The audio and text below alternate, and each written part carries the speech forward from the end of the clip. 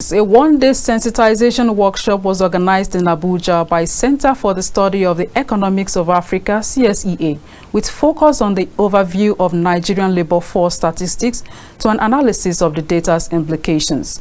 Experts in attendance stated the significant role of labor force data in guiding the creation of policies and the distribution of resources to tackle Nigeria's labor market's difficulties. Mavis Akor completes the story. It is a sensation workshop to underline the need for Nigeria to collect frequent and reliable labor market data on a wide range of indicators. The Nigerian government has been encouraged to invest in the labor force survey using international best practices. This was stated at the one-day workshop held in Abuja. The workshop provided significance and role of labor force data in guiding the creation of policies and the distribution of resources. Labor force also survey takes care of the supply aspect of the labor market. And what are we looking at when it comes to labor supply is the employment. What is the employment situation? How many people are employed? What is the employment to population ratio? How many people work in the private sector? How many people work as a wage employee, and how many people work on their own businesses? We have the issue of unemployment. How many people are ready, available to take up job, but there's no job, and they are actively searching for that job? How many people are as well in the working age population, but they are not in labor force? While Center for the Study of the Economics of Africa, CSEA, engaged stakeholders at various levels, experts have also urged MBS to improve on Nigeria productivity data. Look at the threshold for poverty is 1.20. So that working 1 hour in the UK, you have covered, you have above the poverty line already. In Nigeria, 30,000 divided by 240 hours. You see we are nowhere. So the conversation and the narration and the way it is presented had to change so that people can really have the input and impact of this new statistics. You have just brought us to fore that our teaching of labor economics has changed. And we have to integrate it with demography. The demographics are important. The poverty issues and all this have to be taken into consideration. You no longer look at the figure and think it is what it was before. You now look at the figure, you marry it with other statistics, and to be able to come out with a policy. So in terms of that skills analysis, there's a lot more data that can be gotten there.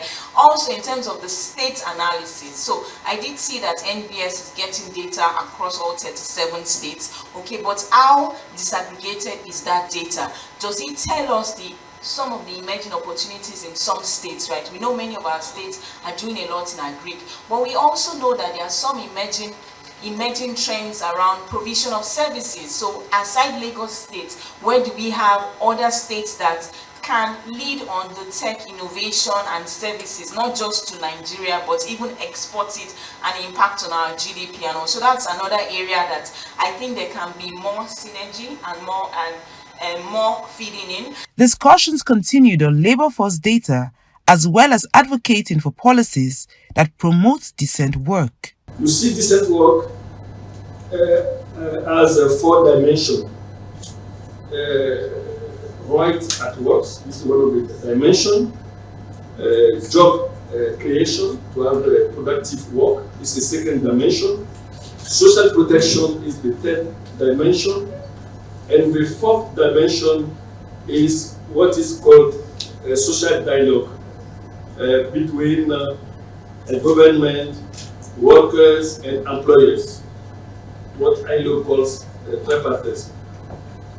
And gender issue is considered as a cross-cutting issue, and non-discrimination also. But these 4 pillars of decent work, For us as a bank, the labor force statistics MBS has released provide loads of evidence to guide policy. And I really want to emphasize that. And I think the presenters have also touched on that. I did mention this. So oftentimes people tend to focus on just the overhead unemployment number.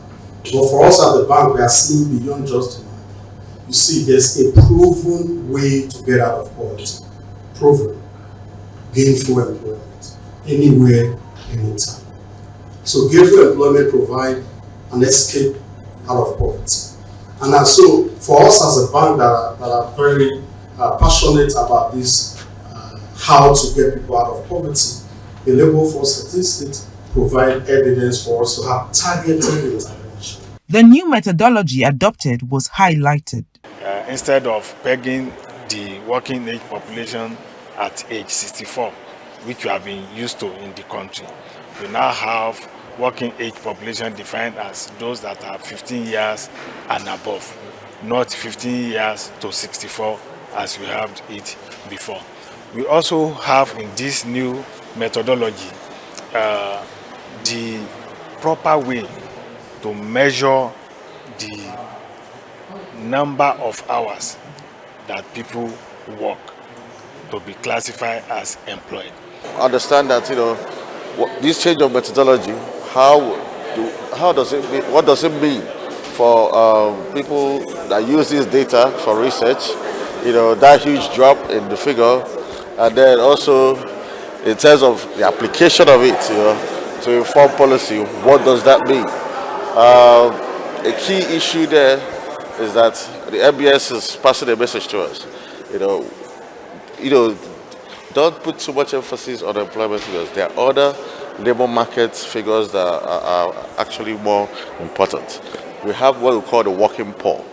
We have people that this new methodology can categorize as employed, but they are still not gainfully employed. They are working poor population. With Center for the Study of the Economies of Africa forming an alliance with National Bureau of Statistics, it was concluded that composite labor underutilization rates remain very high rates of underemployment. For years, CSEA, a non-profit think tank, has conducted independent and evidence-based research on economic policy issues in Nigeria and the rest of Africa. CSEA engages in capacity building with the goal of fostering rapid economic growth and alleviating poverty on the African continent. From the nation's capital, Mavis Ako, KAFTAN TV News.